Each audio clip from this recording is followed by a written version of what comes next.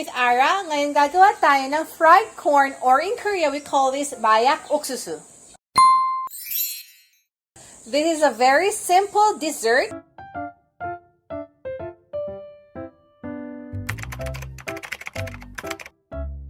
Or you can even make it as a snack, or sometimes whether naman pang merienda or pang appetizer if you wish for your family and friends. Ang kailangan lang natin talaga is our corn. In Korea we call this Mayak Oksusu dahil ang word Mayak actually means like a drug. So kasi daw parang very addicting yung kanyang lasa niya. So it's napakadali lang. All we just have to do is boil our corn, ang ating mais, and then we'll need to have this later on fried in our very simple batter ng flour, baking powder, and water. And then, ita-topping natin siya na matamis na dressing na gagawin natin. So, we'll first boil our corn. Kailangan natin ng ating mais. I have already had it cleaned and washed. Tatanggalin ko lang yung kanyang mga cover niya. I'll just remove it.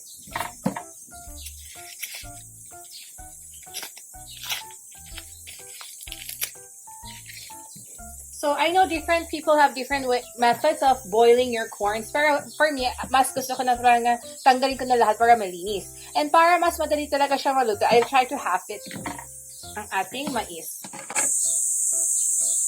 Ow! And then isa pa. There. And ilalagay natin siya sa ating kaldero. And then, we'll just have to add water na talaga mababad lang yung kanyang ating mais. So, siguro, it's gonna be around 1 liters of water or maybe like less than 1 liters. Basta lang mababad siya. And, para may konti ng flavor, pag masarap talaga siya maluto, I'll be adding 3 tablespoons of sugar.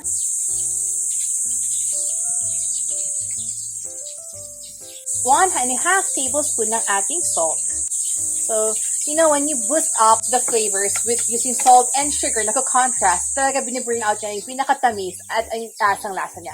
And then we'll boil this for around 15 to 20 minutes.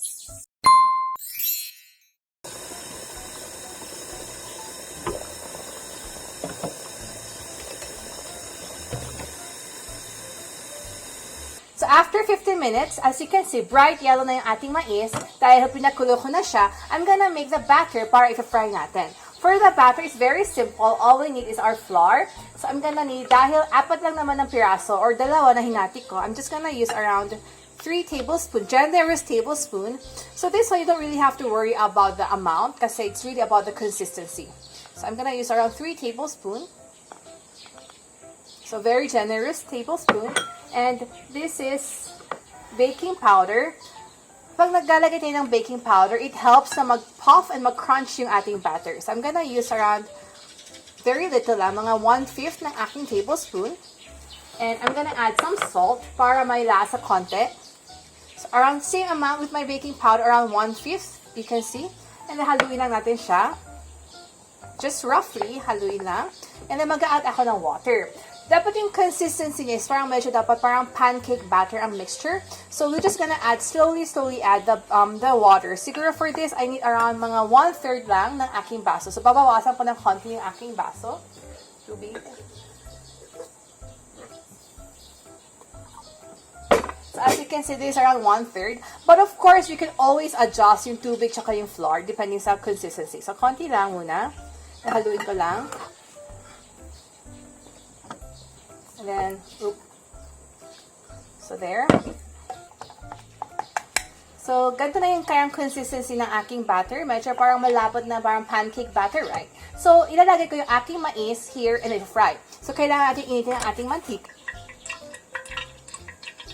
We need to fry this around 170 to 180 degrees. So, siguro we have to boil this. Heat it natin siguro mga 4 minutes. So, around after 4 minutes, as you can see, nagbo-bubble na. But we'll do the oil drop test wherein pag mag-drop tayo ng ating batter, dapat umakyat yung butter in count of 3. It means 180 degree na siya, ready for frying. So, try natin ulit. Konti lang. 1, 2, 3. You saw that, diba? So, it means tamang-tama na yung ating temperature pang frying. Ngayon, mais natin ginawa, we'll have to coat it generously sa ating batter.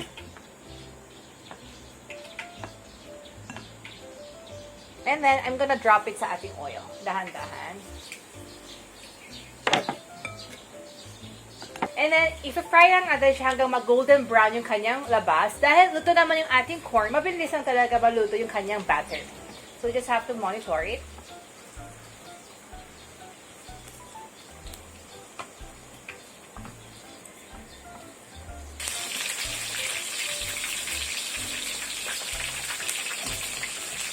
So, tinanggal ko na yung aking very golden brown na ating mais. We're gonna already serve it on our plate, but maglalagay lang tayo ng special na sauce. Actually, the special sauce is very simple. This is condensed milk, and we need parmesan cheese. Ngayon, pag wala kayong parmesan cheese, you can just use like whatever cheese that you have na kailangan lang ninyo i-grate. And then, just for a little bit of a spice kick, we're gonna add chili powder, but totally optional. So, let's now put it on our plate. Kuha ko ng plato. Plate now. It's parang ang bango-bango na. I can smell the crispiness of the corn. But as we put it on the plate, kuha tayo ng isang spoon and this condensed milk. So if you have condensed milk, i-drizzle natin ang ating condensed milk sa ating fried na mais. Ibaligtarin ko lang siya para magkabilaan meron.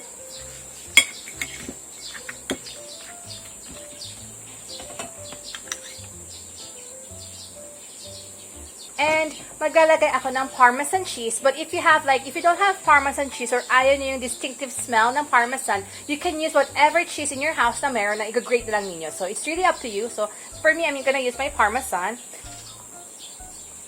So, very generous na siya ngayon.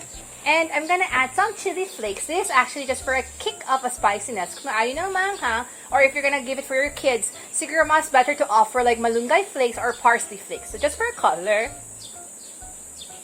Just for a color. And then yung dalawa, maglalagay na lang ako ng parsley.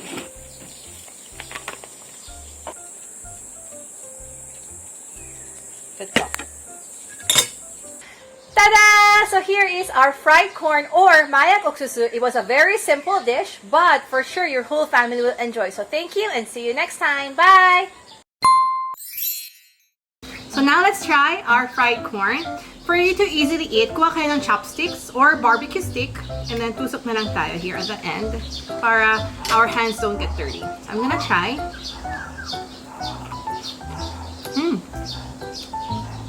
Can you see? Very soft and chewy yung corn. Tapos yung batter niya medyo crispy. And you can taste the sweetness galing sa condensed milk and yung saltiness ng cheese. Perfect! All the balance of flavors are already here.